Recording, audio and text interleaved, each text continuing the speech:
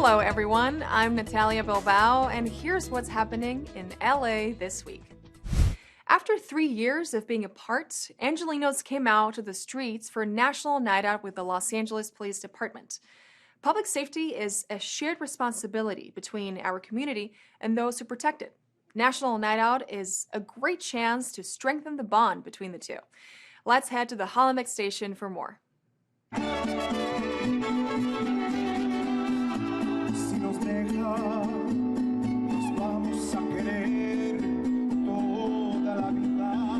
National Night Out is a night to remind us whose streets? Whose streets? The people of Los Angeles deserve and own the streets of Los Angeles. Make it a tradition every year. And I think it has been a very tough few years for all of us. Isn't it great to be together after 3 years of being apart? Feels good to be back on the streets. Feels good to be back in our neighborhoods. Feels good to be outside where we can hug each other, see each other, walk these streets as well. Who's in the house, in the house, in the house? Wolfpack's in the house! Is ball high to the house? One more time, ball high to the house. Are the Wolfpack in the house? Are the Wolfpack cheer in the house?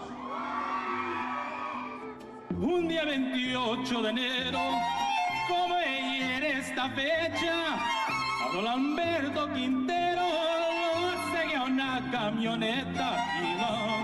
And I hope that some of the young people here will decide to become police officers, especially some of the young women that are here. We want you to know that this is a police department. We're going to be hiring. When you graduate, we have our great explorers that are here. We want you to become police officers as well.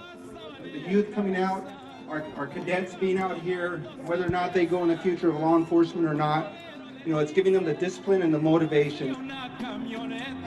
There is a partnership amongst the community, and that it's a shared responsibility. Public safety is shared responsibility. You know, we take the burden, and it's our responsibility and our job, you know, to go after the bad guy. KJazz! Hyde, Lifeguard, let's go! BBBOI!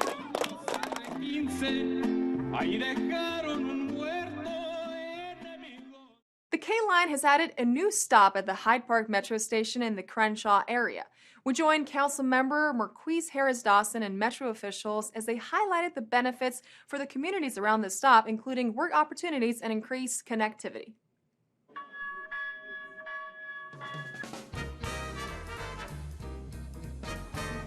We are excited to be dedicating the Hyde Park station as one of the 8 stations that is going to be opening later this fall for the K line, which is also known as the Crenshaw LAX rail line. This will be the first stop in the city of Los Angeles proper when you get on the train in LAX, ride through Inglewood, go underground at Hyde Park, and come back up in Nipsey Hussle Square at the Hyde Park station. Va a traer más oportunidades para que puedan ir a trabajar, a escuela, a empleos, a iglesias alrededor del área y del condado de Los Ángeles. We haven't had rail service along the Crenshaw corridor for many decades, so this is kind of a return to rail as we get ready to open up the K line later this year. I want to thank you for your patience, your persistence, and your counsel as we work to deliver this project. I also want to give a special thanks to Councilmember Marquez Harris-Dawson. Him and his staff, carrying out his vision, wanted to make sure if this was going to be an at-grade station, that it truly reflected the community and the community's desires. Our ability to get to each other, do business with each other, do culture with each other, do community with each other, enhances our ability to have a city that we all deserve to live in. Moreover, it's a city that can welcome people from around the world. Indeed, California and Los Angeles are some of the most visited places anywhere in the world, and we've got the 2028 Olympics coming up. The entire world of sport will be here in our backyard. We'll have the facility and the infrastructure to welcome them.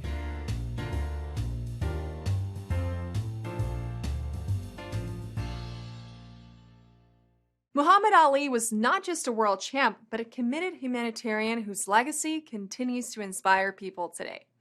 With the catchphrase, "Give the champ a stamp," Councilmember Kevin DeLeon and the Muhammad Ali Center are calling for the creation of a postal stamp that honors one of our greatest national heroes. We're here to say that the late great champion Muhammad Ali deserves his own United States postage stamp. Muhammad Ali is one of our American sports icons, but not just an amazing athlete, a world champ, but he is an incredible humanitarian. He is a man who took on the system, the establishment, and he just demonstrated resilience and grace and dignity, an example of someone to follow, someone who is inspired, who is motivated. Aside from his athletic achievements, winning the gold medal at the Olympics, aside from the world champion, belts that he's held, from George Frazier in Manila, the Philippines. Beyond that, it's what he transcends as a human being, not just as an African American, but as an American. And I think that it is deserving that this American icon have his own U.S. postal stamp. People always say, I thought he already had a stamp, or why doesn't he? I don't know. For whatever reason, it hasn't gotten to that point. We want to do this because it's deserving. And through this campaign, we want to reach the next generation to learn about Muhammad Ali so they can reach their own greatness. He deserves it. He's known all over the world, all religions, all ages. And we want to make sure he gets this proper, long-deserved recognition. He transcends ethnicity, race, and gender, and nationalities, and brings people together. There's very few individuals like that, that we have an opportunity to experience in our lifetime. So that's why he is that glue that brings humanity together. And nobody could ever lick the champ, but the only thing that can lick the champ and he'd be happy about is having his own U.S. postal stamp.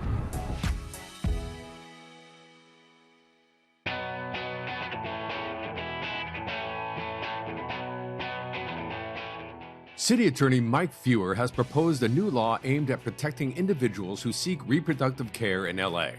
The law targets pregnancy service centers that have been accused of providing misleading information about the services they provide.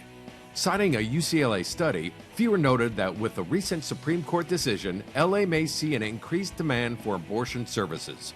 The proposal allows for increased penalties against centers for misinformation through legal actions by both the city and individuals. For more info about the city attorney's efforts to ensure reproductive rights, visit lacityattorney.org.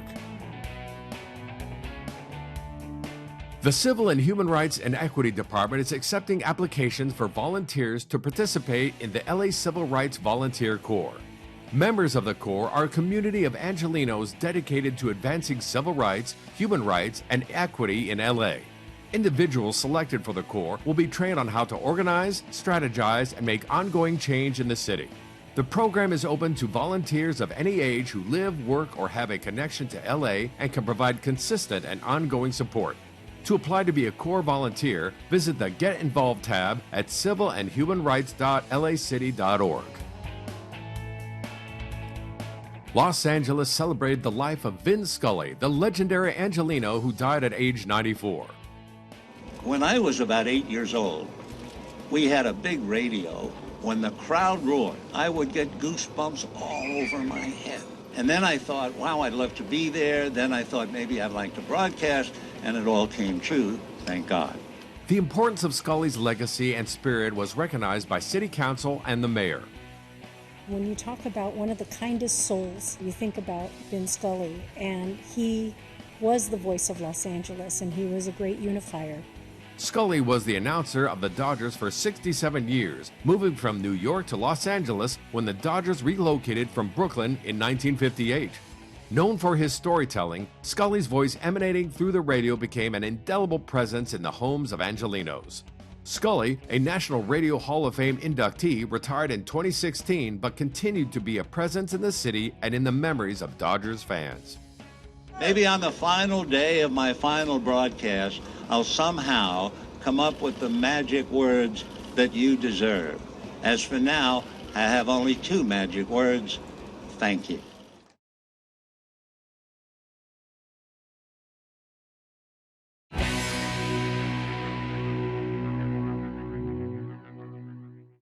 Channel 35 got an inside look into the different relays of the Junior Lifeguard Regional Championships, including a rescue swim with a watermelon.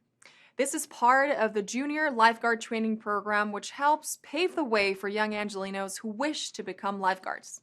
Let's take a look. Hi, my name is Bianca Garcia, and I'm an Aquatic Facility Manager 2 for Citywide Aquatics Recreation and Parks. And today we're at John C. Argue Swim Stadium for our Junior Lifeguard Regional Championships. And today we are doing the relays for the Pacific West region. The relays today consist of a rescue tube relay, a ring toss relay, a inner tube relay, a watermelon relay, and a t-shirt relay. So one of the most favorite relays out of today is the watermelon relay.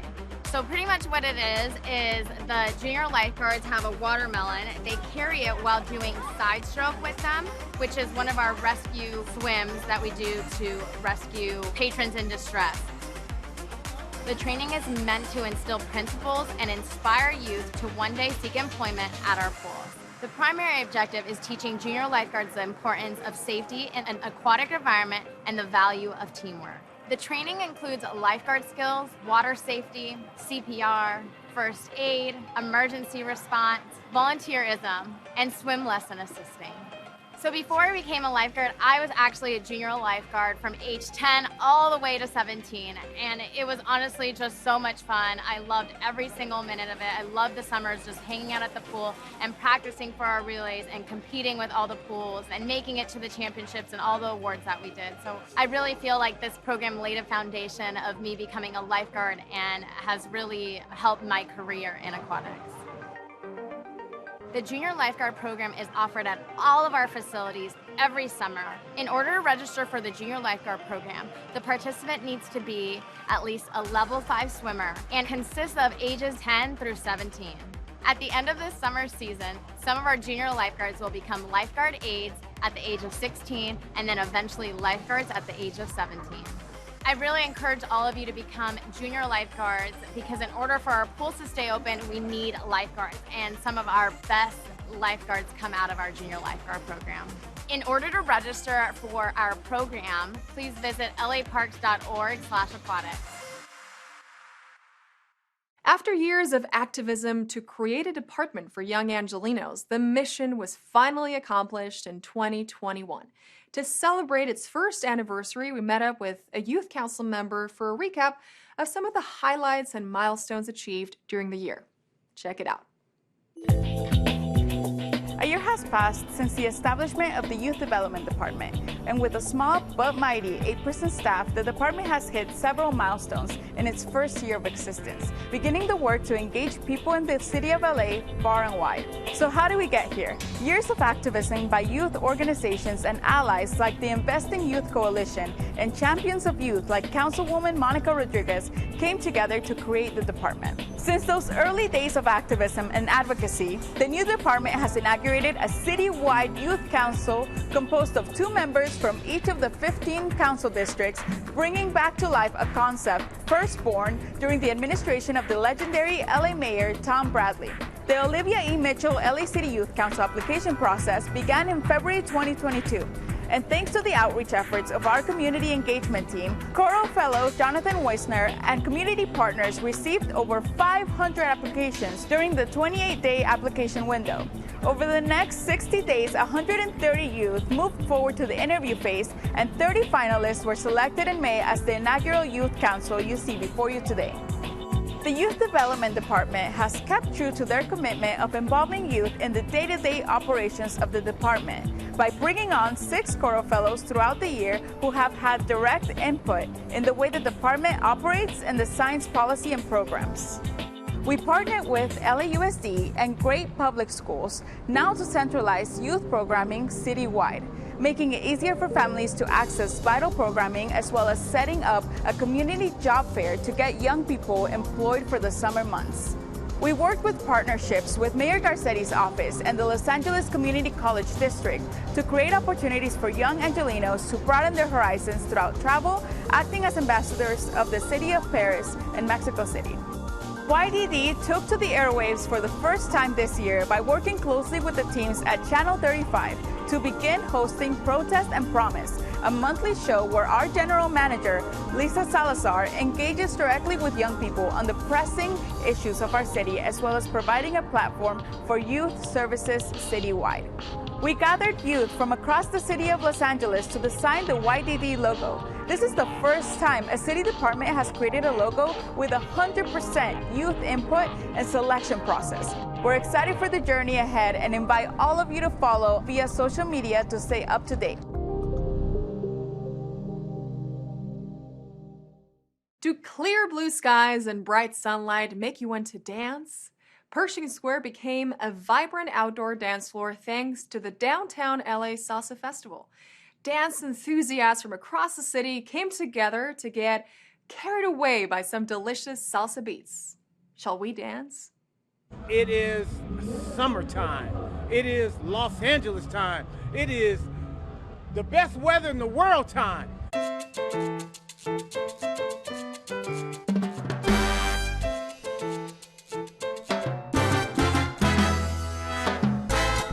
I am super 1,000% excited. I've been waiting a long time. We're having our 2022 Downtown LA Salsa Festival. Downtown LA, as we know, it's a busy center, it's vibrant, it's the hub of Los Angeles, and to provide activities and programming for the community, newly residents that come in, visitors from out of town, it's important to showcase Pershing Square and at the same time showcase our city.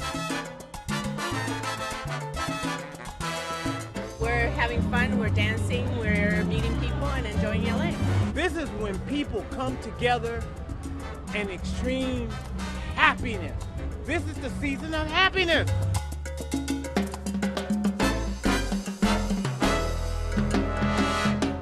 I love it. It's a matter of enjoying your culture, coming together with other people that also enjoy the culture, and enjoying a music event and a community event that everybody can come together. Dancing, music, food, drinking. Everybody can bring their kids. It's something for the entire community.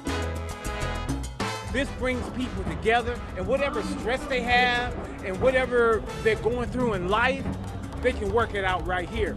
All they got to do here is come and dance and enjoy life.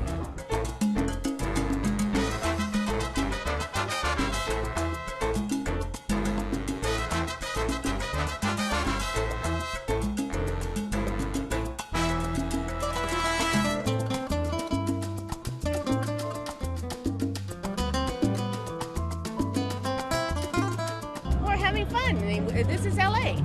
We're having a great time. Salsa. Salsa will always live forever. So if you're a salsa dancer, you need to be here.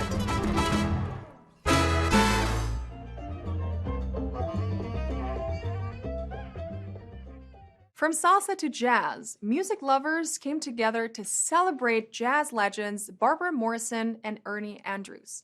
Local artists honored their legacy with a live musical homage at the KJazz Fest at the Barry White Rec Center at South Park.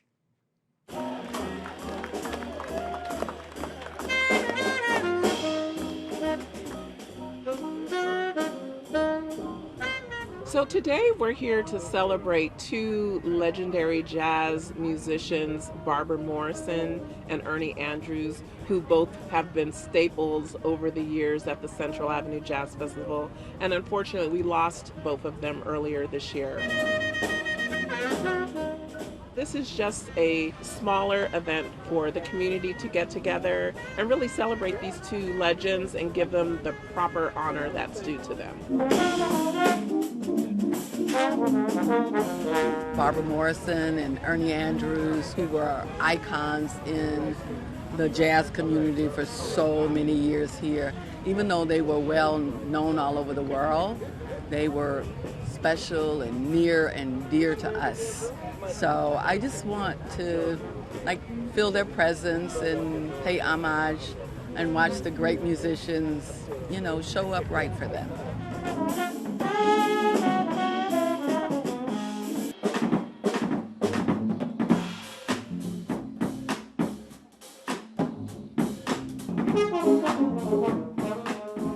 To me, it's all about the culture, the feeling, jazz and the lifestyle that I want to live all kind of go hand in hand. I wish I was a musician I wish I was a musician in the 40s when they were playing bebop jazz. That's what I wish I could have done. But hey, I'm an avid listener and I'm an avid supporter of jazz. You just keep right on spinning. It's important for people to come out and support this music. It's important for people to be part of the jazz community, to go to the performances, to listen to jazz radio, support jazz radio, and to buy jazz music, jazz masters, and what they did in the past. And that will continue this legacy here in LA.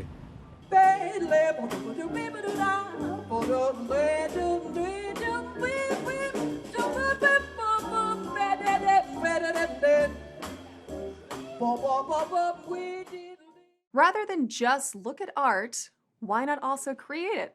For our next story, we stay in South LA at Mercado La Paloma, where the South Central Innervisions Festival brought the Black and Latino communities together with art, music, and dance. Let's take a look.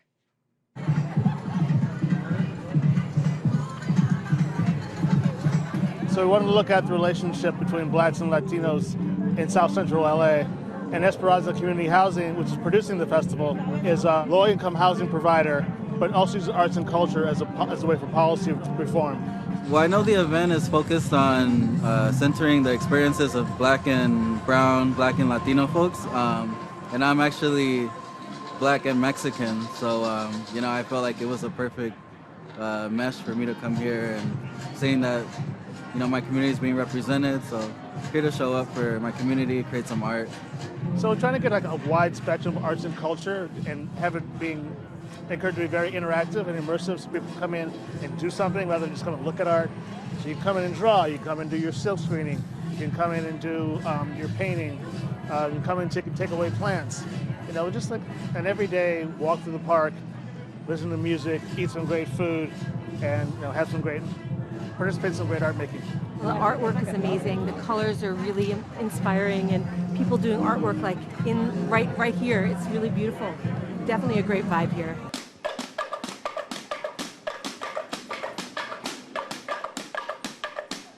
For my community as a Black Latino, I think it shows that there's a representation, and we're visible as a community here. We're often you're kind of either one or the other.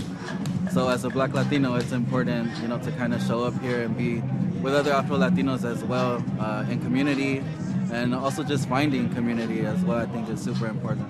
We're still in our pilot phase. We're still figuring out what we're doing, because no one's really doing anything like this, to focus on Black and Latino culture together. So we're trying to take the lead on that, trying to set some models to like how do you do this kind of work.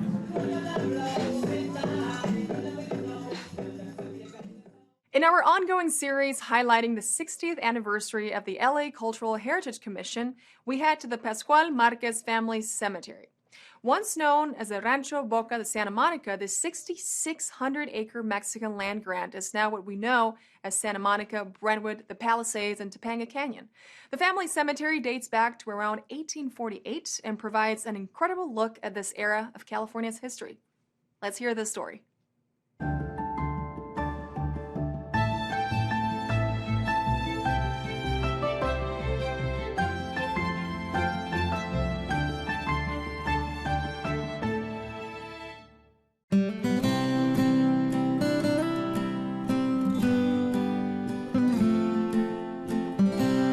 We are at the Pascual Marquez Family Cemetery in the city of Los Angeles, the area of Pacific Palisades. The Mexican government would grant land to its Mexican citizens. Francisco Marquez came from Mexico. He was a blacksmith. In 1839, Mexico was its own country, and it included Alta California, which is what we now know of as California. They wanted to populate the land, and the way they did it was by granting land grants. And in order to get a land grant, you had to be a citizen in good standing, you had to be a Catholic, and you had to agree to plant fruit trees and stock it with cattle. Francisco Marquez and his friend Isidro Reyes applied jointly for the Rancho Boca de Santa Monica, which now is Santa Monica, Brentwood, the Palisades, and Topanga Canyon, 6,600-acre land grant. When The rancho was first inhabited in 1839. The nearest church was over a day's ride away by ox cart, and it wasn't feasible to bury their dead in the cemetery. So they created their own cemetery right next to their house. This is more than a cemetery. It's an era, particularly for Mexican Americans. When you think of California being 1/3 Mexican or Mexican American, monuments like this that represent our history become really critical to maintain and keep. It was designated a cultural monument in 2000. My dad and I were the only ones working on the cemetery when we applied for the Cultural Heritage Monument in 2000. And at that time, the only research that had been done was done by my dad.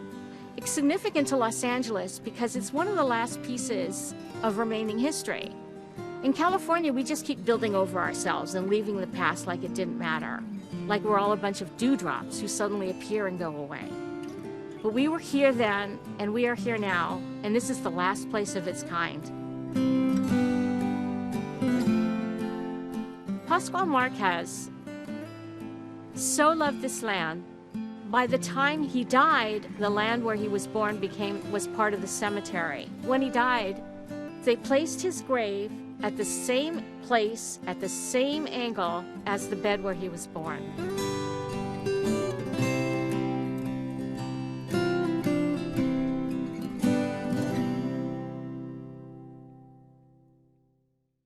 Celebrate the reopening of Hollyhock House with a lawn party. Enjoy live Persian music performances at the Central Library, or attend the birthday celebration of the father of the LA Harbor. All this up next on Things to Do.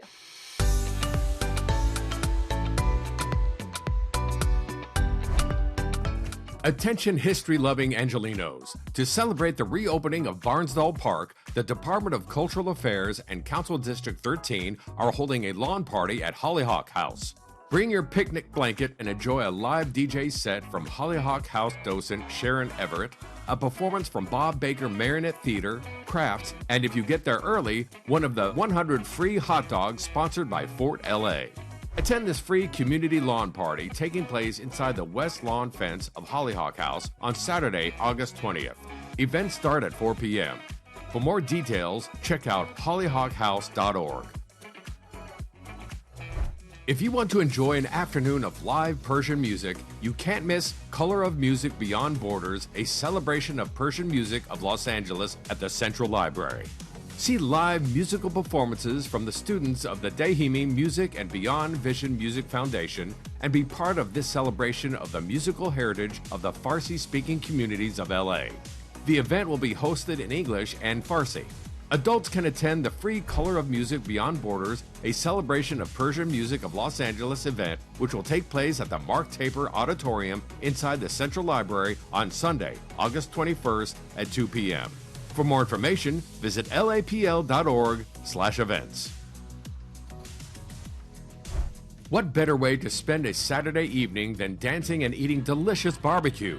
These and many more things will entice you to the Phineas Banning birthday celebration at the Banning Museum. After a 2-year hiatus, the birthday celebration of the father of the Los Angeles Harbor is back. Whether you want to learn some line dancing moves, listen to live country music by a local band, or taste some delicious barbecue, you are in for a treat.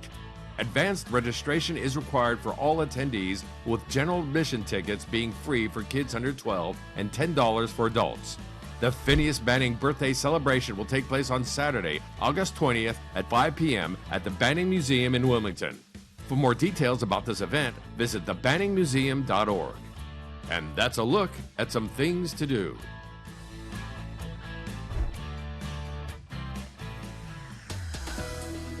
And that's it for this edition. I'm Natalia Bilbao, and from all of us here at LA This Week, thank you so much for joining us. A reminder that you can catch us online at lacityview.org, and we're also on Facebook, Twitter, and YouTube. See you next time for more LA This Week.